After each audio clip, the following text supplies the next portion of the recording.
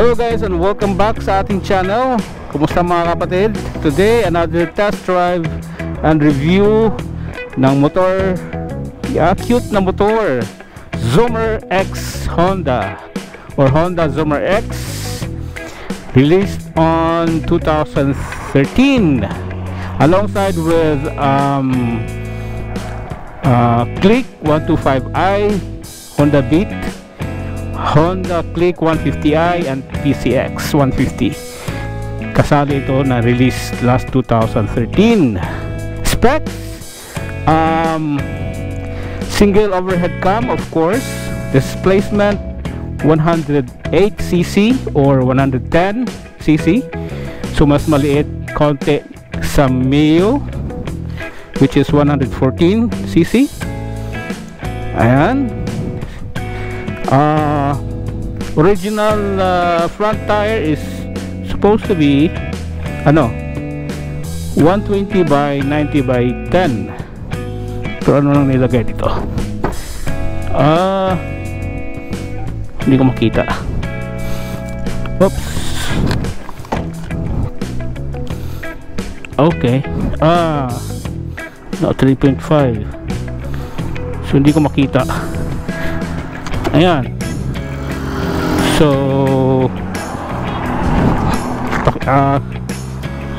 natin konti abante. Okay, so original na size is 120 by 90 by 10, pero pinalitan na 120 by 70 by 12.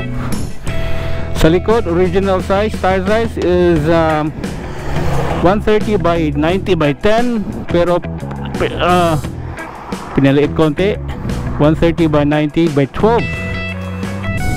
Ayan, no? So pinalitan na pala ang exhaust nya, kaya malaki ang tunog. So recommended for short man na kagaya ko. As well, recommended for city drive, of course. Cute na motor.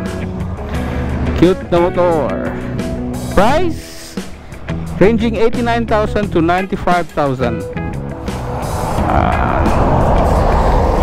Ayan ang price ng Zoomer X 110. Ayan, mas maliit lang konti ng sa Mio, pero alam niyo naman ang Honda, maganda rin magawa ng mga motor. It's a kickstarter, and also mayroon din siyang electronic starter. Okay, so I guess that's the specs. Ang maganda lang dito, malaki yung fork. Yan. Tsaka single din ang shock na sa likod, like Mio. So let's go and try this motorcycle. Okay, and by the way guys, pinalitan na ng may-ari ang kanyang side mirror. Medyo cute. Ayan. Ito yung dashboard. So same lang ang pag-start. On natin. Dapat hindi siya naka side stand, and press the brake, front or rear brake, then start.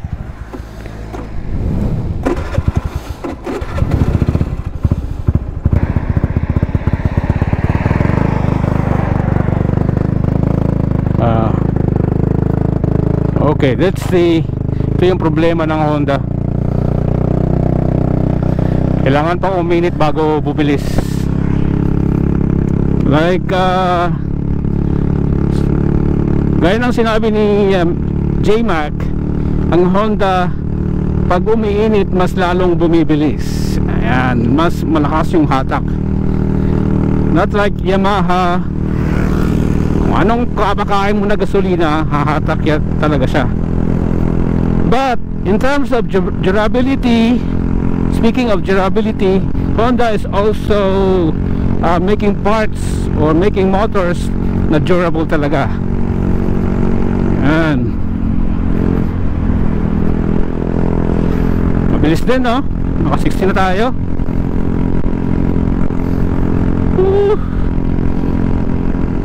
Yan, madali lang banking. Malaki ang gulong. 60. Abot ba kaya ng 80?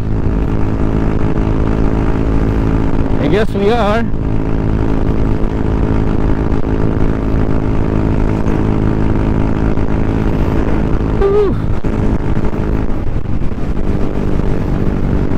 So comfortable din naman. Medyo matigas lang yung upuan, but comfortable. Spacious din siya kasi malayo kang pwedeng umupo. Spacious din siya. Yung paa mo andyan, pwede mo lagay doon sa harapan. So it's a nice motorcycle for mga babae, and also for short man na kagaya ko, or sa mga gustong magpa-cute. Ayan, di ba? So again guys, price range nasa 89 to 95,000. Depende na yan sa mga tellers. Nabubulol tayo ulit guys. Oh, so yeah, I recommend this. Masarap din sakyan actually. Cute. Pwede dito sa sa mga traffic. Madali lang pasok sa mga traffic. Oh, di ba? Ganda niya, di ba?